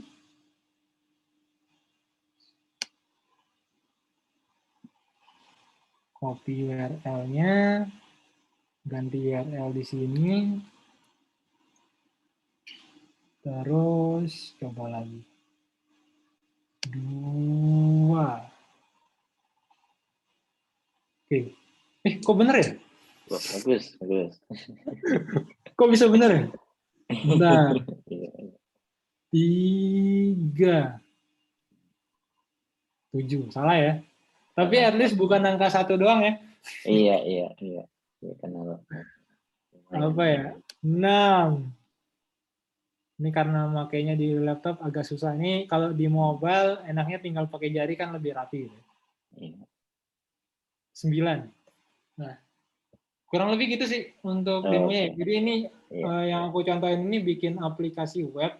Untuk detail bikin aplikasi webnya gimana itu nanti contohnya udah ada aku kerjain di sini. Tapi untuk detailnya mungkin ini another pembahasan ya. Soalnya nih bahasanya beda dengan apa yang sedang kita training sekarang, Python kan?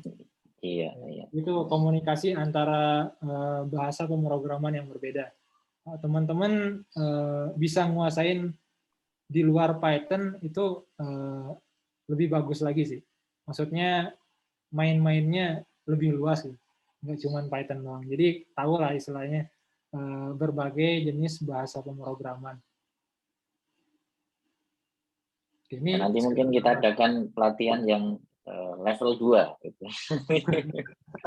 Oke, ini contoh aplikasi ya. Jadi apa yang teman-teman kerjain di minggu-minggu sebelumnya, develop model, script-script yang aneh, outputnya aneh, ada grafiknya segala macam itu kurang lebih penggunaannya salah satunya untuk hal seperti ini. Oh, pinter ya? 7. 1 nggak mungkin salah. Aduh. 4. Salah. Ya ngaco. Oke, mungkin ini pertanyaan terakhir Mas Habib, sekaligus mungkin nanti untuk ditutup ya karena sudah selesai. Jadi ini pertanyaan terakhir dari Mas Akbar Brilianto, izin bertanya, kalau misal Google Colab-nya kita close, apakah masih bisa jalan di web tersebut? Apakah masih bisa jalan di web tersebut? Bisa, dengan catatan Google Colab-nya bukan Google Colab yang free ya.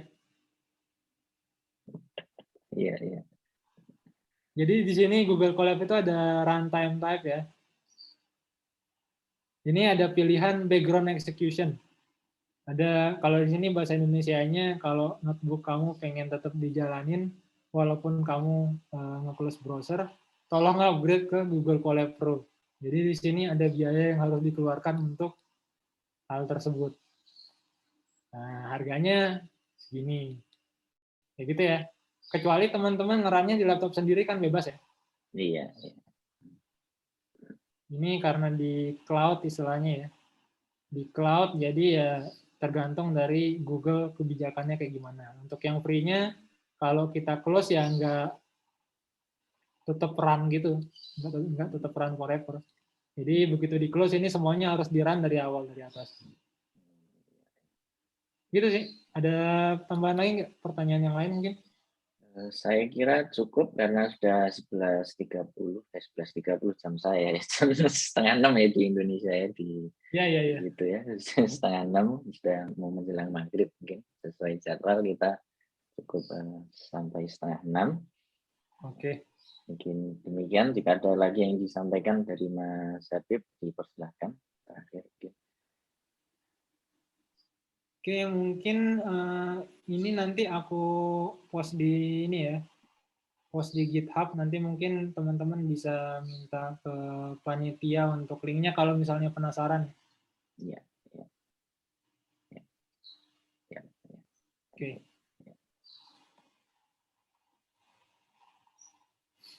Itu aja sih, Mas.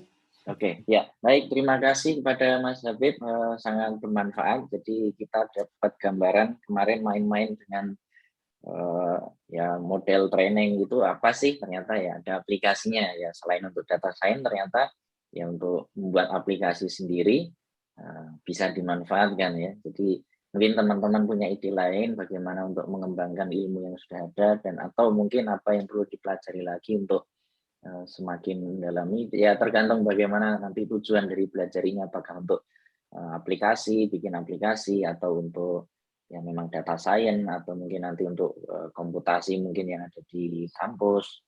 Tapi yang jelas idenya dapat, sangat bermanfaat. Terima kasih sekali lagi kepada Mas Habib. Insya Allah jadi amal jariah ya, ilmu yang bermanfaat dipakai terus ya. Baik, ya, amin. Baik, saya akhiri. Terima kasih untuk kehadirannya rekan-rekan. Pertemuan depan insya Allah kita juga akan menghadirkan praktisi-praktisi yang lain.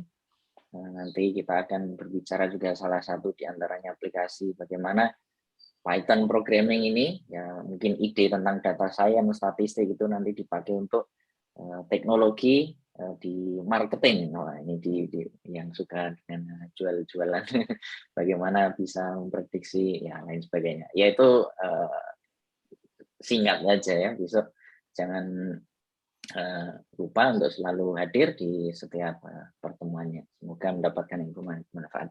Baik, terima kasih. Kita akhiri dengan doa kafaratul majlis. Subhanakallahumma wa bihamdika asyhadu an la ilaha illa anta astaghfiruka wa atubu ilaik. Cukup saya akhiri. Assalamualaikum warahmatullahi wabarakatuh. Waalaikumsalam warahmatullahi wabarakatuh. Saya akhir